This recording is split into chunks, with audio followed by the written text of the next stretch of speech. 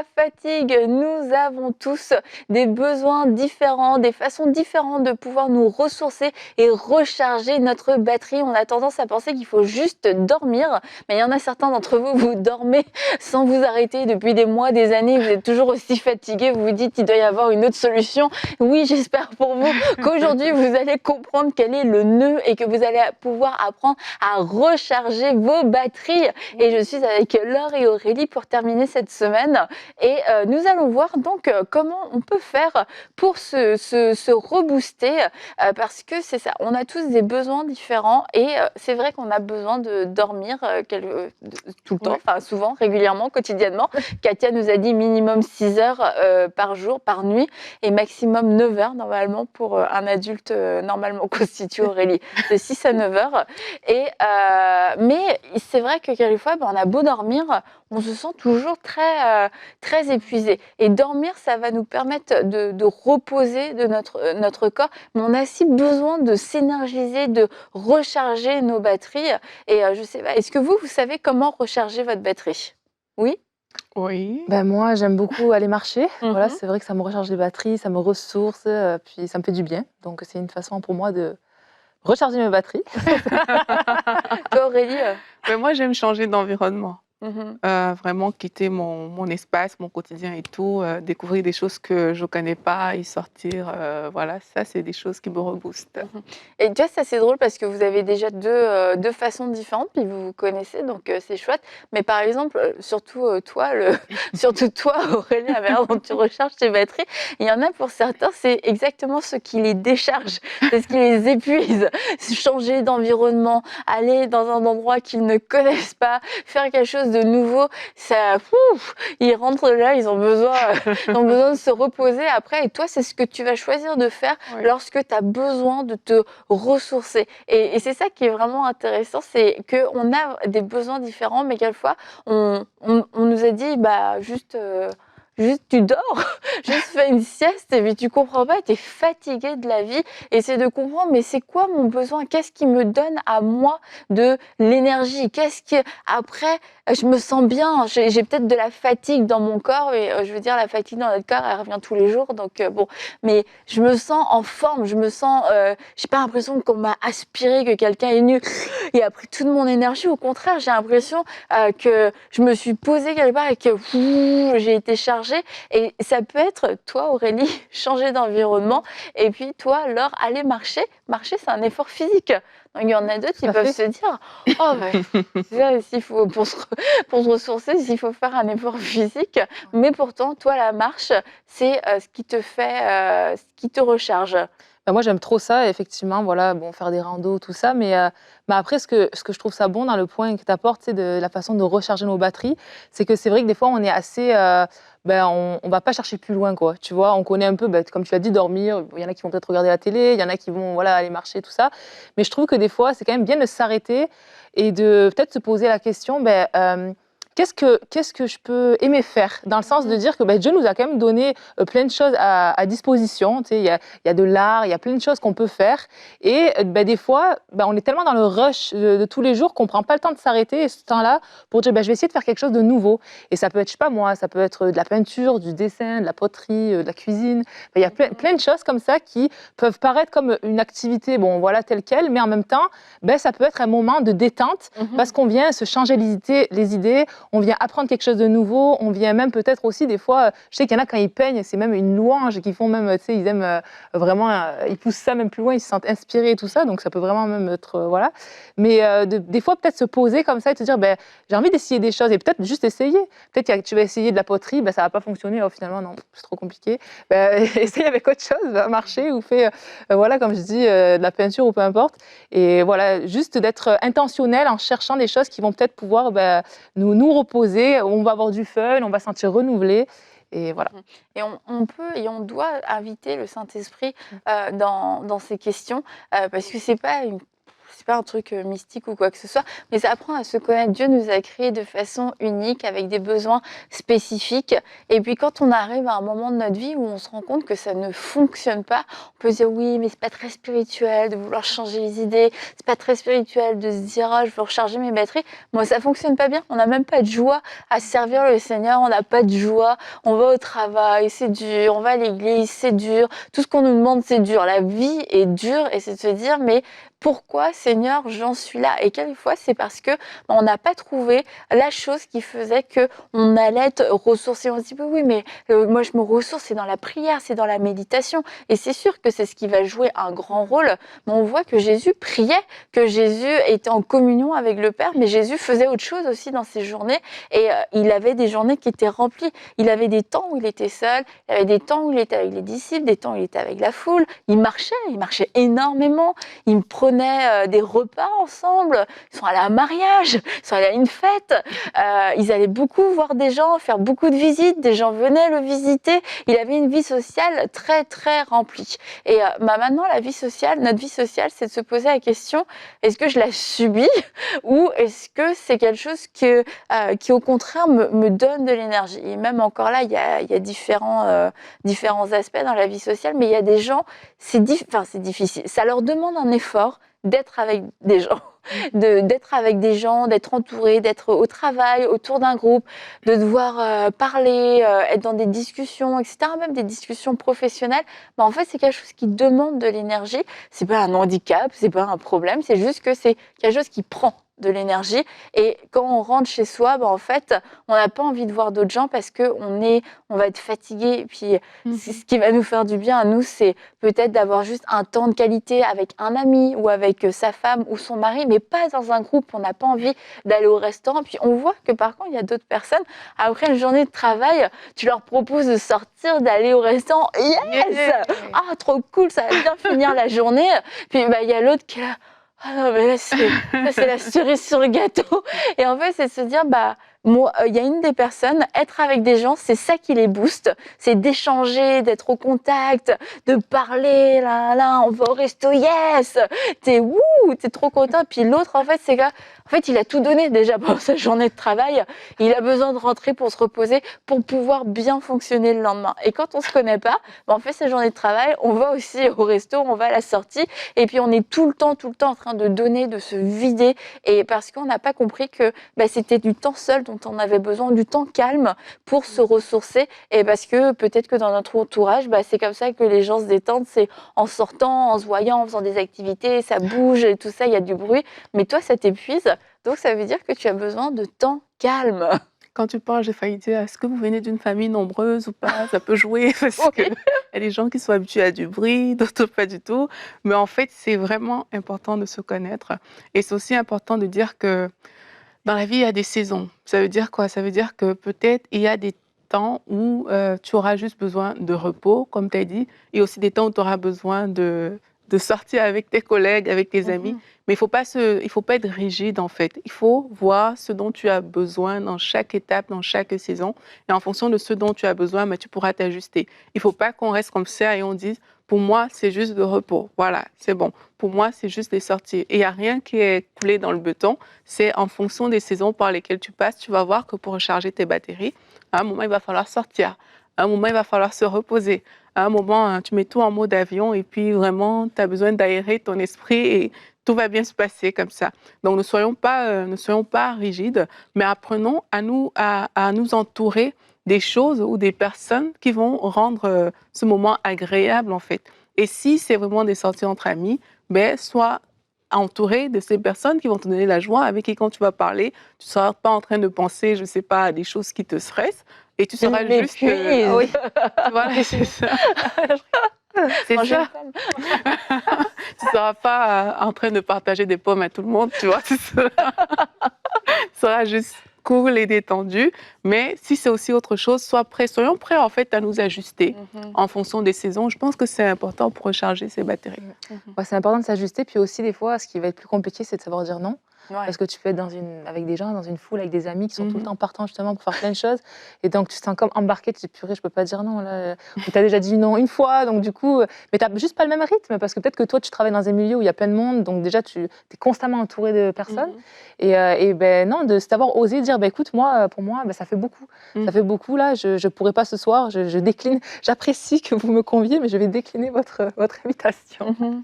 Et juste, voilà, savoir être honnête. Après, bon, si c'est des gens qu'on connaît moins, des fois, avec l'église et tout, tu peux juste dire... Je comprends pas. Si ce Non, sont des frères et sœurs dans la foi qui Non, mais- partagent ton assemblée. Non, mais parce que des fois, il peut arriver qu'un dimanche, peut-être que tu es fatigué aussi, tu as besoin de faire une sieste, tu vois. Ouais. Ça peut nous arriver aussi. Et que des gens t'invitent à partager un temps de communion fraternelle. Et tu dis non. Oh, Non, mais après, écoute, comment dirais-je? on blague. Oui, il y a une façon. Mais oui, je sais. Mais dans le sens. Non, mais moi, avec les personnes, après, moi, je suis honnête, ça me dérange pas. Mais des fois, selon le degré de relation, t'as pas envie de dire, je vais me reposer parce que tu veux pas offenser la personne. Donc, tu peux juste dire, écoute, ça sera pas possible pour aujourd'hui. Mais t'es pas obligé de rentrer dans les détails. Voilà, mon point qui est important, c'est de dire que si on sent qu'on a besoin de repos et qu'on peut pas suivre tout le temps nos amis et tout ça, de oser dire, je ne peux pas, là, je m'excuse, mais je ne pourrais pas venir parce que c'est notre repos c'est important qu'on puisse se reposer.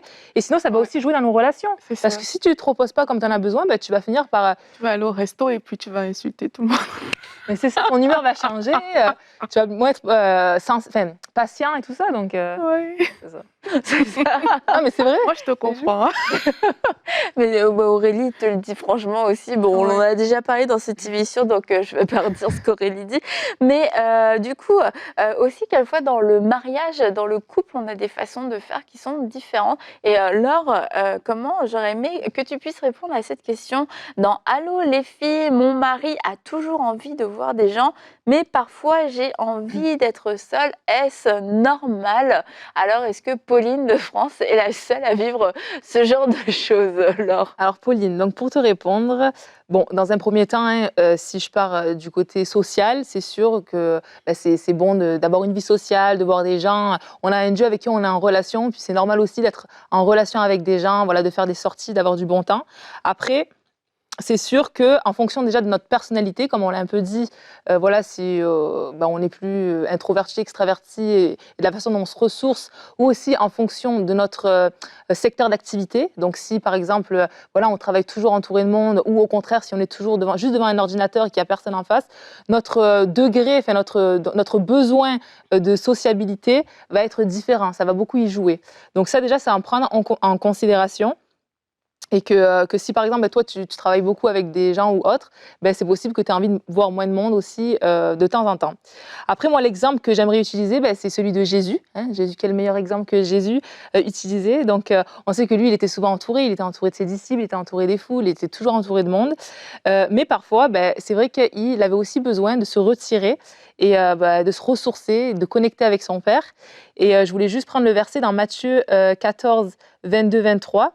Donc, une fois qu'ils ont multiplié le pain et les poissons, donc ils ont donné à manger à la foule. Donc, ça dit, aussitôt après, Jésus pressa ses disciples de remonter dans la barque pour qu'il le précède de l'autre côté du lac, donc pour qu'ils s'en aillent, et pendant qu'il renverrait la foule. Quand tout le monde se fut dispersé, il gravit une colline pour prier à l'écart. À la tombée de la nuit, il était là tout seul. Donc voilà, Jésus, il aurait très bien pu repartir directement avec les disciples, il aurait pu aller prier avec des disciples, enfin bref, il aurait pu faire plein de choses, mais là, il a fait ce choix-là de renvoyer les disciples, de dire écoutez, partez devant, moi je m'occupe de disperser la foule et de partir prendre un temps tout seul pour connecter avec son Père, pour se ressourcer, pour avoir un temps seul. Et donc, je me dis, si Jésus lui-même avait besoin de ces temps-là, c'est normal que toi aussi, Pauline, tu aies besoin de temps en temps d'avoir des temps seuls pour te retrouver, pour te ressourcer, ou peu importe. Donc voilà. Et c'est vrai que les temps seuls aussi sont bénéfiques pour plusieurs choses aussi. Parce que des fois, on court tellement tout le temps, on arrête le travail, on part avec les amis, on fait autre chose et tout ça, que finalement, on n'a plus le trop le temps de faire certaines choses, comme par exemple, comme on l'a dit, de se ressourcer, se reposer, qui est très important. Donc de prendre du temps pour connecter avec Dieu aussi, évidemment, pour développer notre relation avec lui, pour être à l'écoute de sa voix. Des fois, on ne prend même pas ce temps-là parce qu'on est constamment entraîné, embarqué dans diverses activités. Aussi, de prendre du temps tout simplement pour développer tes dons, tes passions, ce que Dieu a mis en toi. Parce que si tu ne prends pas ces temps-là à part, seul et tout, ça va être compliqué aussi de pouvoir rentrer pleinement dans ce que Dieu a pour toi. Donc, ce sont des temps importants. Et aussi, pour tout simplement pratiquer une activité que tu aimes. Comme j'ai dit tout à l'heure, peut-être découvrir, je ne sais pas moi, des passions, des activités ou du sport même, qui va vraiment venir te ressourcer, venir te renouveler. Et comme je l'ai déjà un peu dit, c'est vrai que le fait aussi d'avoir ces moments-là, ces moments seuls, ça va permettre de te remplir, ça va permettre de te renouveler, de te ressourcer. Et du coup, par la suite, tu vas être plus disposé, effectivement, à être dans les temps de communauté, même à pouvoir rendre service, à être patient, à être à l'écoute, ou plein de choses comme ça. Et du coup, donc c'est pour ça que c'est important, parce que sinon, tu vas vider ton réservoir et en fait, tu n'agiras pas en fait comme tu es supposé à être. Ça va être dur d'agir toujours dans l'amour et tout ça. Donc, pour répondre à ta question, donc oui, c'est tout à fait normal que tu aies besoin de prendre ces temps seuls. Voilà. Et, tu parles de réservoir et c'est vraiment la bonne image, je pense. Quand on a notre réservoir qui est plein, on est capable de faire des choses qui ne sont pas forcément notre naturel, mais même si on aime être seul et que c'est la manière dont on va pouvoir nous se reposer et se recharger. Dieu nous appelle à pouvoir être avec d'autres gens, à marcher avec d'autres gens, pas tout le temps, mais il y a des moments où on doit être. On ne peut pas vivre notre vie tout court et encore moins notre vie chrétienne seule parce qu'il y a un problème. Donc si je me recharge jamais et que je ne suis jamais en mesure d'être avec un groupe, d'être avec les autres, de m'associer à des gens, moi je ne vais pas à l'église, ça me fatigue l'église, mais en fait ça va créer un déséquilibre. Et puis à l'inverse, si on est tout le temps avec le groupe, mais qu'on ne sait pas se retrouver seul, ça va poser un autre déséquilibre parce qu'on a besoin d'être seul aussi. On a besoin d'être seul devant Dieu, on a besoin de temps calme pour prier, pour méditer. On ne peut pas toujours prier avec des gens, on ne peut pas toujours méditer avec des gens. Et quand on ne remplit pas bien son réservoir, eh bien ce sera très difficile de pouvoir faire ce qui n'est pas naturel pour nous, mais pourtant qui est bénéfique et qui apporte un équilibre. Et souvent dans notre vie, dans cet équilibre que Dieu nous demande d'avoir pour avoir une vie épanouie et harmonieuse, il y a des choses qui sont naturelles à faire, puis des choses qui ne sont pas naturelles. Des choses, il faut se parler, ça demande un petit sacrifice, et parce que c'est pas notre naturel, mais c'est normal parce que Dieu nous a créés différents. Il y en a un qui est là, l'autre qui est là, l'autre qui est là, l'autre qui est là. Donc tout le monde va réagir différemment, mais c'est justement parce qu'on va se remplir de la bonne façon, se remplir de la présence de Dieu, on va se ressourcer selon ses besoins, qu'on va être en mesure de pouvoir faire aussi ce qui est bon pour nous, mais qui n'est pas naturel. Et moi, je pensais, quand on leur parlait à des personnes qui accomplissent des choses, un peu comme tu as pris le cas avec les disciples, c'est qu'ils venaient de nourrir une foule. Et quelquefois, quand on accomplit des grandes réalisations, on est tout content, on est dans la joie, etc. Mais c'est aussi un moment pour s'arrêter, recharger ses batteries. L'un des pièges dans lesquels on tombe souvent, c'est justement parce que ça a été beau, tu viens de finir, tout le monde t'a acclamé, on t'a félicité. Tu penses que cette énergie, en fait, est suffisante pour te drainer. Mais ce n'est pas vrai. Parce que dans la parole de Dieu, même, je pense, quand les disciples sont allés, Jésus les a envoyés 2 à 2. Quand ils sont revenus, Jésus leur dit « Ok, reposez-vous ». Là, ils étaient tout contents que voilà, les démons nous sont soumis. Mais Jésus insiste, il leur dit il faut que vous vous reposiez en fait à ce moment-là. Ils venaient d'accomplir des exploits, ils venaient de faire des choses où ils étaient tout joyeux, ils étaient tout contents, mais il a quand même pris ce temps de leur demander de se mettre à l'écart parce qu'ils avaient besoin de charger leur batterie à ce moment-là. Donc c'est important de comprendre que l'énergie qu'on transporte dans des grandes victoires n'est pas forcément l'énergie dont on a besoin pour poursuivre nos activités.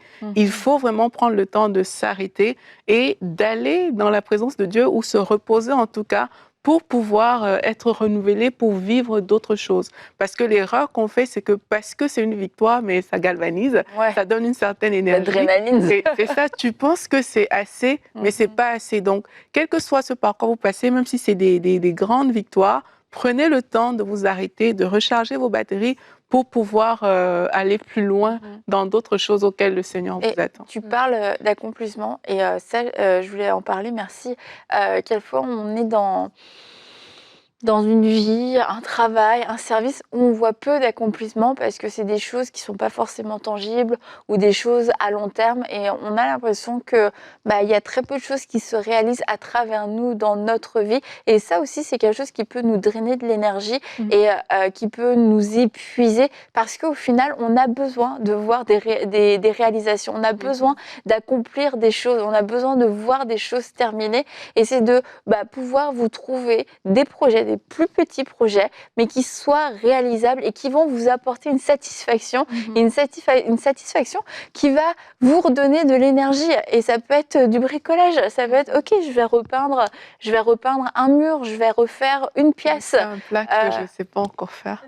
Un quoi? Un plat que je sais pas Un encore plat que je faire, ne sais pas encore faire. En tout cas, réaliser quelque chose que vous allez pouvoir mener de A à Z dans un temps raisonnable, sinon ça va complètement vous plomber. Quelquefois, il y en a, c'est des puzzles, parce que justement, ils cherchent, ils réfléchissent, puis après, ils voient tout le truc fini. Ça, moi, c'est le genre de truc, ça me plombe complètement. Mais c'est d'avoir conscience, si vous avez besoin d'accomplissement et que ça prend du temps dans votre vie,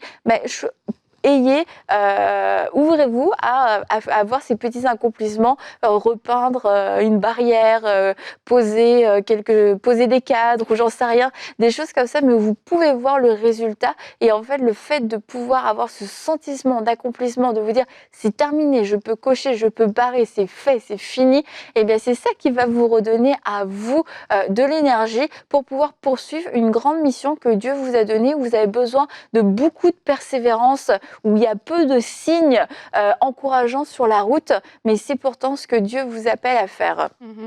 Et c'est aussi important de demander à Dieu où on en est dans tout ça, en fait. Parce que quelquefois, il ne faut pas attendre que ce soit ton corps qui te dise que tu as besoin de te reposer. Parfois, c'est bien de demander à Dieu où est-ce qu'on en est vraiment, surtout quand on commence à le ressentir, justement. Et je crois que ça va aider beaucoup de personnes, parce qu'il y a des personnes qui, peut-être ton entourage voit que tu en fais trop, mais toi-même, tu ne le vois pas, en fait. Tu ne le vois tellement pas que tu as juste besoin de lâcher un peu prise, de recharger avant de revenir, que voilà, tu as besoin d'être rempli, tu as besoin que Dieu te parle. Donc, c'est important de prendre ce temps de recul et de vraiment, surtout quand il y a des alertes, parce que trop souvent, comme je dis, les personnes concernées ne le voient pas elles-mêmes, mais c'est peut-être les gens dans l'entourage qui vont te dire mais t'es sûr que t'en fais pas un peu trop, t'es sûr, ça va au travail et tout, peut-être tu finis trop tard ces derniers temps et tout. C'est important d'être sensible à ces signaux-là. Et je pense aussi à des mamans de famille qui, quelquefois, justement, il y a tellement de choses à faire dans le quotidien, dans la maison et toutes ces choses-là. Mais c'est aussi important d'établir une communication dans la famille qui permette, que ce soit avec le papa et même les enfants, de dire mais là j'ai besoin de recharger mes batteries, parce que ça peut être drainant quand même d'entretenir toute une maison.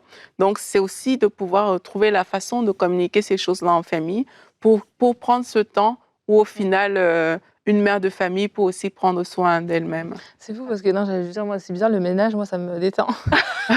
J'aime bien le faire chez Non, moi. mais chez moi, juste chez moi.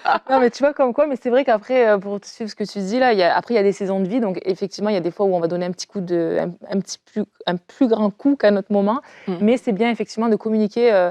Je pense à ça parce que je sais qu'avec Sam, des fois, moi, si j'en fais trop, c'est là où justement je vais aller marcher, je vais être seule, tu sais, là, je vais prendre mon temps pour moi, genre, tu vois, vraiment prendre ce temps-là et le mettre dans l'emploi du temps, parce que sinon, tu te laisses dépasser partout, puis ça s'arrête jamais, quoi. Donc, il faut vraiment placer ces temps et s'organiser, parce que c'est important, même dans les saisons qui sont un peu plus intenses. Ah ouais, le ménage, ok. Bah écoute, chacun On est son différents. truc. C'est ça. Mais regarde, et de mettre dans l'agenda. Moi, je trouve ça trop important. Parce qu'il y a des gens qui vont dire je vais le prendre, mais ça va jamais arriver au final parce qu'on l'a pas calé quelque part. Et parce que quand on parle de recharger les batteries, c'est comme tout de suite on pense à une activité, un truc fun, donc c'est pas une priorité. Mais en fait, quand on pense à j'ai besoin d'énergie, j'ai besoin de fonctionner corps, âme et esprit, tu te dis: «Mais c'est hyper important, je ne peux pas me permettre de fonctionner, dans la réserve constamment parce que je suis pas du tout en train de donner le meilleur de moi-même. Je suis en train de m'user, de me fatiguer et on veut courir notre course jusqu'au bout. Donc c'est pas une question d'activité, je vais prendre une marche, je vais découvrir des nouveaux endroits. C'est pas une question juste de fun et tout, c'est une question de mais j'ai besoin d'aller jusqu'au bout de ma course et si je suis déjà épuisée, j'ai 30 ans et je suis épuisée de la vie, je suis lasse de la vie, ce sont des portes ouvertes aussi à la dépression, c'est des portes ouvertes au découragement, c'est des portes ouvertes au fait de vouloir abandonner. Donc oui, ça en vaut la peine. Et Aurélie, tu parlais des mamans. Quelquefois, les mamans, on leur dit: «Ah oui, mais passe du temps toute seule, fais garder ton enfant». Puis tu vois, la maman, finalement, elle se dit: «Ah, j'ai besoin de ça, ça va me faire du bien». Et puis, mais c'est pas du tout ce qu'ils recherchent chez Battery. Elle fait garder son enfant, puis elle est toute seule. Et en fait, c'est trop long, elle s'ennuie, elle sait pas quoi faire. Après, t'as de la condamnation, finalement. Nanana. Mais quelquefois, ce qui vous ferait du bien, si c'est d'aller boire un café avec votre copine une fois par semaine, de prendre juste 1 heure, et puis c'est un moment où vous riez, un moment où vous parlez de tout et de rien, eh bien, comme Laure l'a dit, faites en sorte de maintenir ce rendez-vous parce que c'est comme un peu une bulle d'oxygène dans votre quotidien qui va vous permettre de pouvoir continuer de faire tout ce que vous avez à faire, mais avec beaucoup plus de force, d'énergie, de joie et de légèreté. Mmh. Et aussi peut-être des jeunes. Si tu es jeune et que tu nous écoutes et que tu sens que tu as besoin de recharger tes batteries, mais il faut le dire parce que quelquefois quand on est jeune, on n'arrive pas à communiquer ces choses-là parce que soit on ne le sait pas, soit la pression des amis et tout est trop forte. Il n'est pas normal que dans un agenda de jeunes, tu sois full au point où, voilà, tu es comme un PDG d'une grosse entreprise internationale. Non, il y a des temps qu'il faut vraiment savoir prendre parce que quand on est jeune, on pense qu'être seul, c'est Un échec voilà, c'est social. ça. C'est comme, ça vaut pas trop la peine et tout. Mais il faut savoir, même quand on est jeune, accepter ces temps de solitude, pas juste parce qu'on n'est pas sociable, hein, non, pas du tout, mais vraiment parce qu'on a besoin, même dans la jeunesse, de se recharger, d'être seul avec Dieu, comme Laure disait, ou même d'être à réfléchir, à prendre des temps à part, comme ça, où nos batteries vont se renouveler. Et je dis ça aussi à Annabelle, parce que parfois, dans les environnements jeunes, à l'école et tout, on entend tellement de choses et tout. Et je pense que quand on parle de recharger ses batteries, le but aussi, c'est de se décharger des choses qui sont inutiles. C'est d'enlever peut-être des paroles que certains amis ont dites et tout pour revenir renouveler, restaurer. Donc, c'est super important, vous qui êtes jeune, de prendre également ce temps-là. Merci Aurélie, merci à toi Laure. Eh bien écoute, on t'encourage à aller faire, continuer de faire tes petites marches, À faire du ménage, à recharger à tes marcher, batteries, toi à manger une pomme dans des nouveaux Ah. endroits que tu ne connais pas Aurélie. En tout cas, vraiment demander de l'aide au Saint-Esprit parce qu'il nous appelle à vivre une vie remplie, à être prospère à tous égards et à vivre d'une façon où on ne subit pas notre vie. Dieu nous a donné la vie et la vie en abondance. Et dans cette abondance, eh bien, il y a de la force, il y a de la vigueur et on ne veut pas à 30 ans être comme des personnes qui ont vécu 5 guerres et puis 10 tsunamis, 3 tremblements de terre et 5 famines. Et tout ça parce que on est juste fatigué de la vie, ce n'est pas normal. Et c'est le moment pour toi de laisser le Saint-Esprit te parler et de te reprendre en main et de poser les bonnes habitudes, que ce soit au niveau de ton alimentation, de ton sommeil, de tes temps de repos, mais aussi de la manière dont tu vas gérer ta vie, tu vas gérer tes activités et la manière aussi dont tu vas aborder la vie. Et je crois que tu vas aborder cette semaine, la prochaine semaine qui arrive, avec foi, avec un esprit de foi et un esprit de conquérant. Et on va se retrouver pour une prochaine émission la semaine prochaine dans Parole de Femme.